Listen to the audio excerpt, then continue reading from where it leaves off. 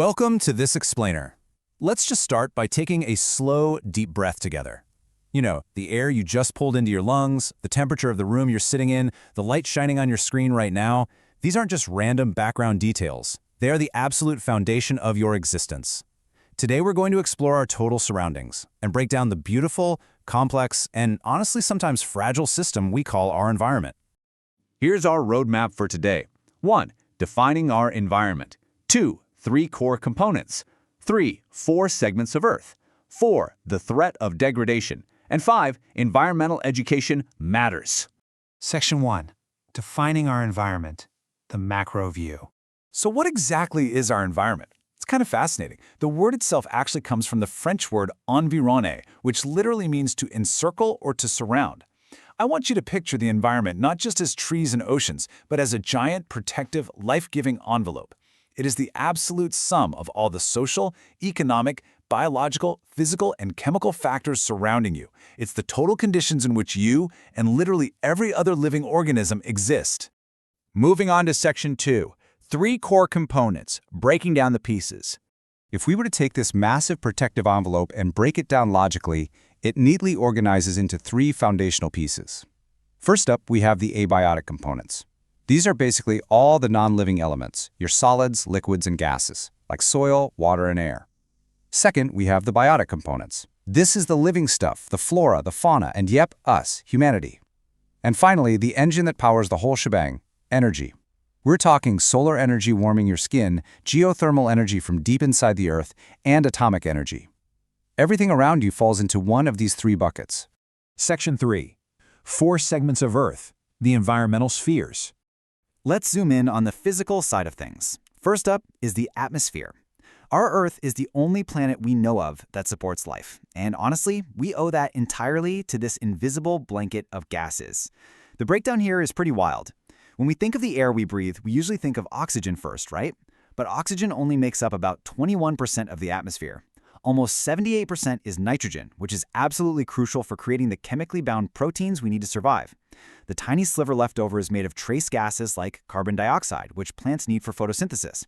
It's this perfectly balanced mix that not only gives us breath, but literally shields us from tissue-damaging radiation from deep space. Now, if we look at how this atmosphere is structured, you'll see 4 distinct regions stretching way up into the sky. We live and experience our daily weather down here in the troposphere. But take a look at that second layer, the stratosphere. It sits roughly 11 to 50 kilometers up. This is where we find O3, which you probably know as the ozone layer. This specific chemical layer acts basically like our planet's sunscreen.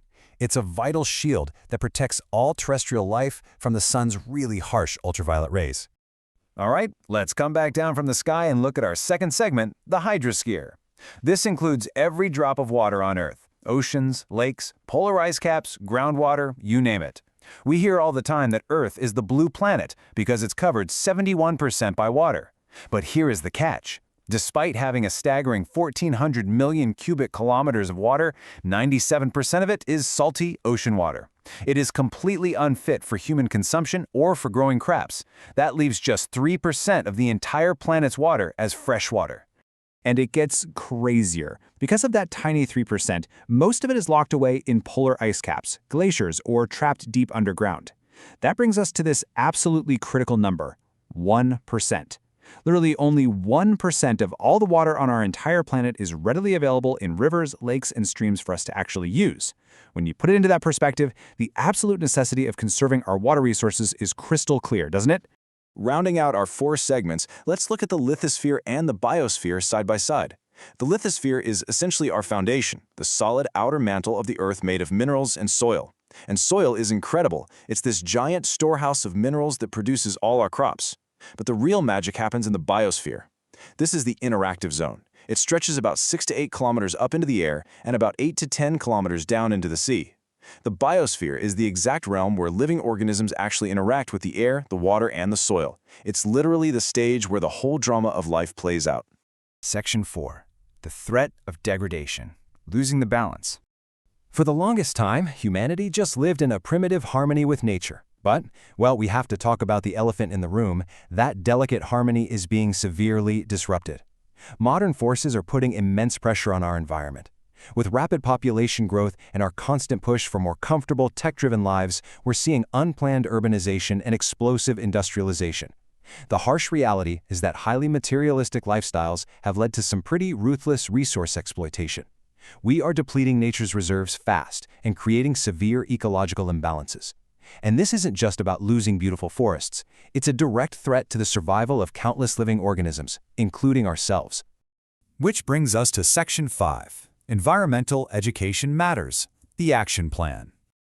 Fortunately, there's a path forward, a way to address this crisis before we cross the point of no return. Educators and specialists around the world agree that the solution requires deep, widespread public awareness, specifically environmental education.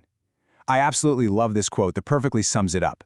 Environmental education is education through environment, about environment, and for the environment. This consensus really took root back at the landmark 1972 Stockholm Conference. The big takeaway was that this shouldn't just be some new separate subject you take in high school. It has to be a completely new dimension baked into our entire education system. As you can see, environmental education is deeply multidisciplinary. It's like a giant puzzle. You can't just study biology and expect to save the Earth. Sure, we need botany and zoology to understand how living things interact, but we also need physics and math to model complex climate phenomena. We absolutely need engineering and computer science to invent new pollution control technologies. And we even need sociology, economics, and law to create holistic protection strategies and enact policies that actually work. Every single field of human knowledge has a crucial role to play in this fight. So what are the actual goals of this education? Back in 1977, an intergovernmental conference in Tbilisi laid out these 5 guiding principles. First, it starts with building basic awareness and sensitivity to what's going on. Second, gaining real knowledge and understanding of the challenges. Third is developing an attitude of concern, actually caring enough to want to do something about it. Fourth is equipping people with the practical skills to resolve these issues. And finally, participation, just getting involved. The ultimate goal is to transform us from passive observers into active participants who actively maintain and improve the quality of our environment. So, the real question now is directed right at you. If we degrade our environment today, we're the ones who will suffer tomorrow, and we're leaving future generations in grave danger.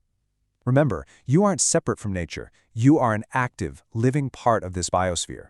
We've just explored the incredible, fragile balance of the air, the water, and the soil that surrounds and sustains every single one of us.